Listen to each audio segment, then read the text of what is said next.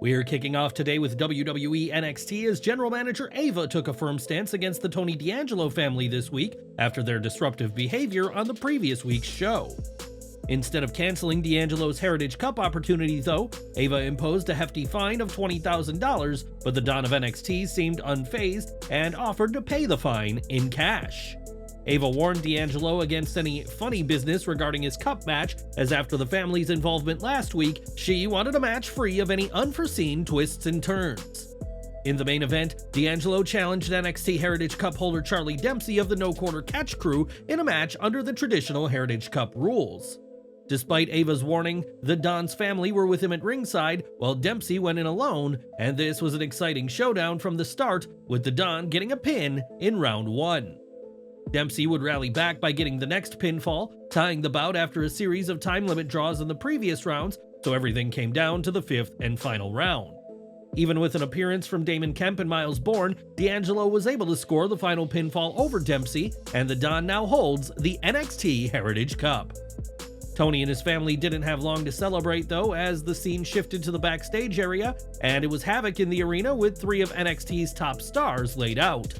Wesley, Ivar, and Josh Briggs were all seen after being attacked, and those are the 3 men who will face off for a shot at Femi's NXT North American title.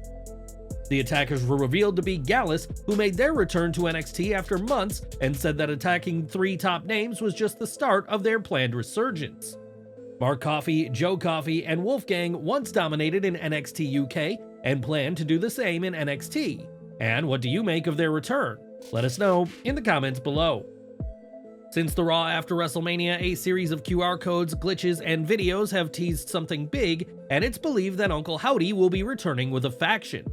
Eric Rowan, a Wyatt family alum, is said to be part of plans for that faction, and that seems all the more likely now that he's been spotted at the WWE Performance Center. PW Insider were the first to report that Rowan had been spotted at the PC, though it was not confirmed what exactly he was doing at the facility in Florida. The latest video from a QR code included a message about May 16th, which has left fans intrigued, so fans may not have to wait long to find out more about plans for Eric Rowan. It was only recently that Drew McIntyre re-signed a new multi-year deal with WWE after months of speculation, putting to rest any notion that he could be joining a certain elite promotion. McIntyre's re-signing was announced by TKO's The Rock, and the final boss even gifted Drew with a sword in recognition of the former WWE champion's efforts.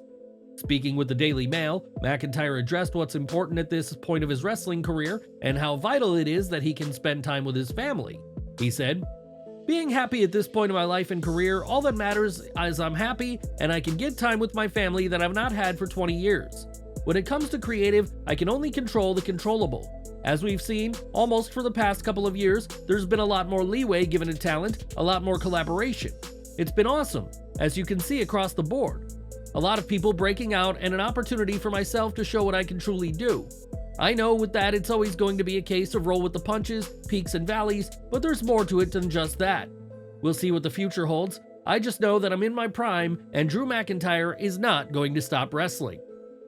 McIntyre will certainly get to see his family next month when WWE travels to Glasgow for Clash at the Castle, and fans are expecting a huge role for Drew at the event. With Damian Priest promising him a title match on this week's Raw, it's possible Drew will get the match in Scotland, and if so, he'll certainly have the home field advantage. But what do you make of McIntyre's comments? Have you been noticing a greater leeway with creative as of late? Sound off down below in the comments. Right now, Vince McMahon, John Laurinaitis, and WWE are facing the lawsuit from Janelle Grant, who has alleged that she was sexually abused and trafficked during her tenure with the company. This week, attorneys representing McMahon filed a new Statement of Material Facts as part of their efforts to compel arbitration in the case and avoid the matter going to trial. In the document, McMahon's team asserts that the facts presented are undisputed and also reserve the right to produce additional info related to witness credibility and state of mind.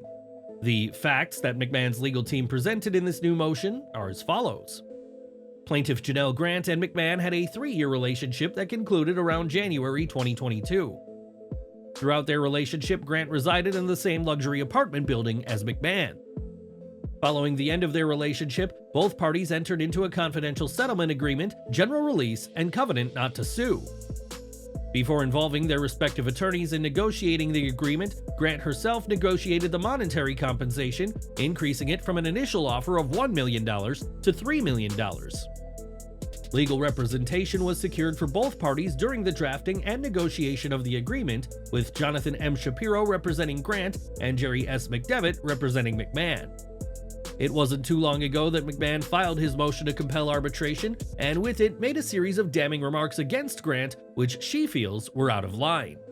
In fact, Grant's legal team filed a motion to strike the comments from the record on the basis that McMahon's motion should have been about arbitration, not a series of attacks on her. On May 13th, McMahon's team filed a new memorandum opposing Grant's motion to strike the comments, saying they provided vital context to the overall motion to compel arbitration. McMahon's team went as far as to say Grant wanting the attacks removed was the height of hypocrisy, while also once again refuting claims of trafficking, emotional abuse, and assault. Given the developments in this legal battle, what are your thoughts on the assertions made by McMahon's team and the claims surrounding Grant's negotiation on monetary compensation? How do you think these developments will impact the ongoing case? Share your insights and perspectives in the comments below.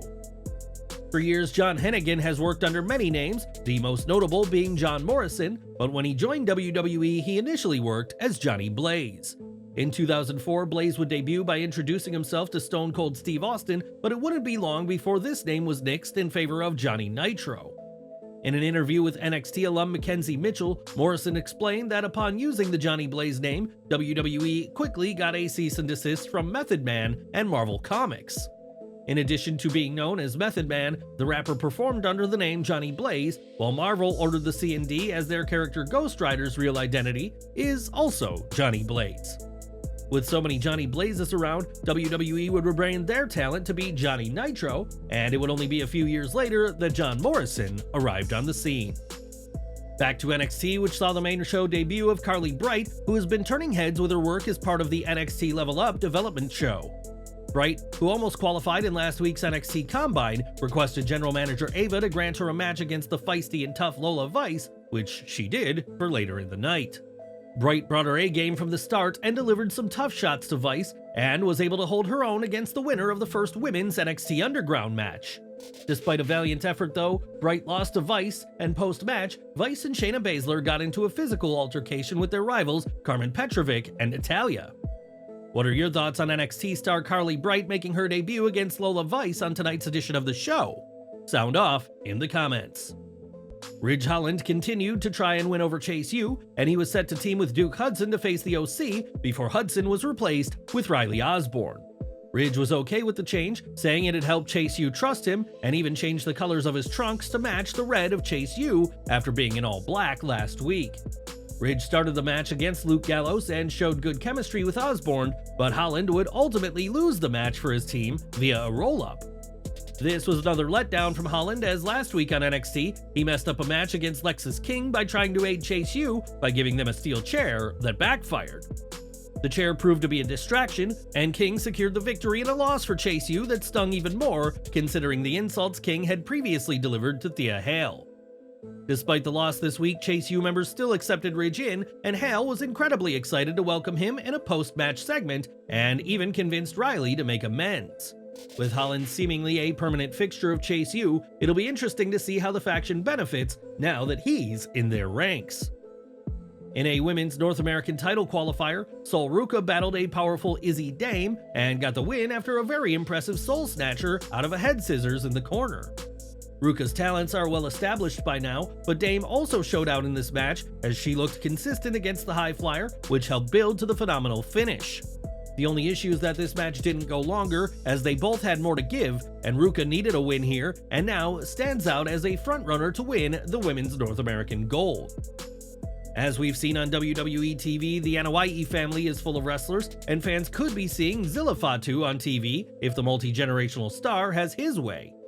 Speaking to Wild 94.1, Zilla, the son of Umaga, was asked whether WWE or AEW interests him more, and made clear that he wants to be signed to WWE when the time is right.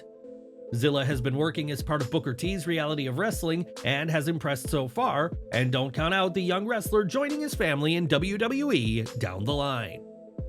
When Dominik Mysterio turned on his father in Cardiff, he instantly became one of the most loathed heels in WWE and often elicits the loudest boos from the WWE universe.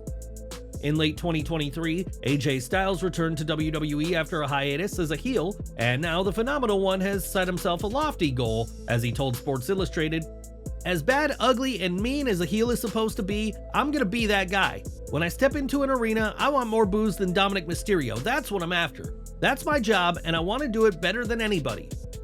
Being booed more than Dominik will be no easy feat, as Mysterio has often been drowned out by jeers, and despite his plans, AJ did acknowledge the fan support at Backlash via a tweet. AJ has thrived as a heel and as a face in the past, but right now is focused on getting booed, and do you think he'll be able to out-heel Dirty Dom? Let us know down in the comments. At AEW Double or Nothing, Mercedes Mone will challenge Willow Nightingale for the TBS Championship over a year after their last match saw Mone be seriously injured. This match will also mark the AEW in-ring debut of Mone, and with expectations high, this match could be saved for the main event spot of Double or Nothing. That's according to Thunder Rosa, who said on Busted Open Radio that she's heard talks about the match main eventing the event, and seemed on board with the idea. Next week, WWE will host its King and Queen of the Ring event in Jeddah, Saudi Arabia, but there's been some confusion as to when the show will actually begin. Given the time zone difference, WWE initially announced that the show will be starting at 12 p.m. Eastern, but over the past day or so, that time has been changed to 1 p.m. instead. Despite this change, WWE's website says the event will start at 12, and the ticket provider in Saudi Arabia says the show will begin at 7 p.m. local time, which is 12 p.m. Eastern. It seems WWE aren't quite sure when the show will begin, but we do know that a kickoff pre-show will take place, though this is also being advertised by Peacock as for 12 p.m. It's not been confirmed who will host the pre-show, but CM Punk could be around, as he was part of the kickoff events for WrestleMania and Backlash France. CM Punk recently got himself locked in WWE's headquarters as he clearly didn't know when he was meant to leave, and with these conflicting times, hopefully Punk can avoid a similar situation next week in Jeddah. The last time fans saw Charlotte Flair on WWE TV, she suffered an injury during a December edition of SmackDown and underwent surgery earlier this year. Flair isn't expected back on TV anytime soon, but is set for a major non-WWE project as she's been cast in a leading role for indie horror film You Lose, You Die. Flair will be playing Ms. Perfect, who alongside Mr. Creep and leader Mr. Fantastic host a sick show on the dark web where viewers vote on whether a prisoner gets to live or die. On Instagram, Charlotte reacted to the news and said she's so incredibly excited to be a part of this movie, and assured fans that they will be in for a treat.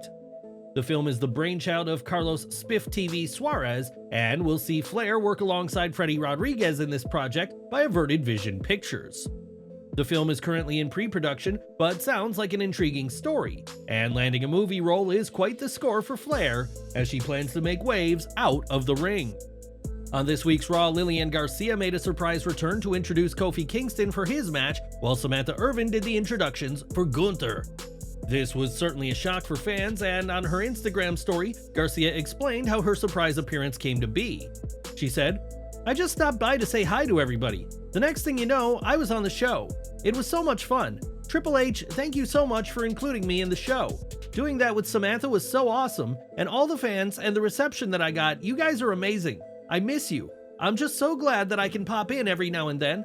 I hope you guys had fun tonight, because there's nothing like a live Raw event. Until next time, I love you." Garcia was synonymous with WWE for years and has made the occasional appearance in the past. And were you pleased to see her this week? Let us know down in the comments.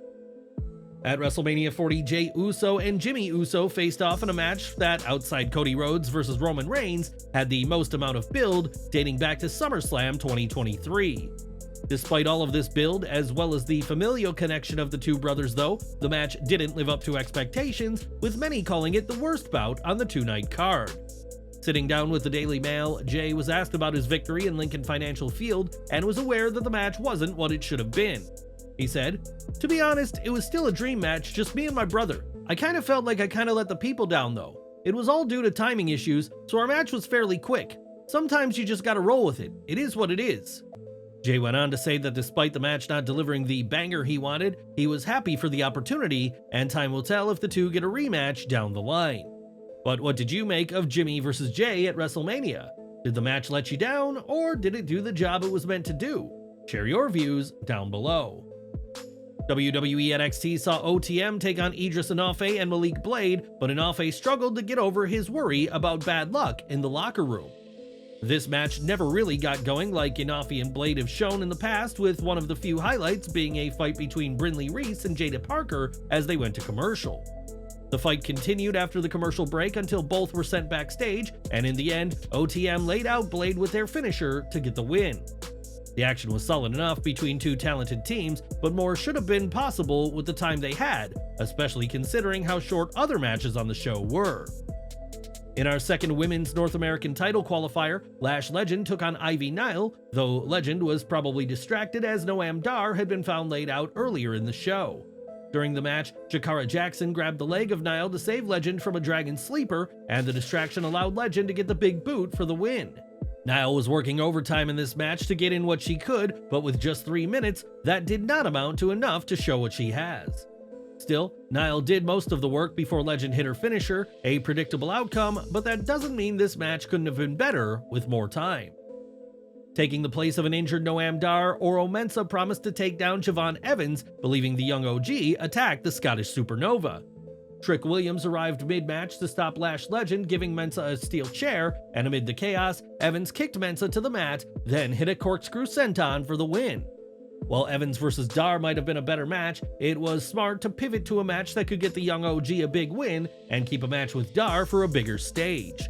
Evans has impressed in every outing so far, and this was no different, as both men were flying, and Mensah was very giving with putting over the speed and impact of Evans.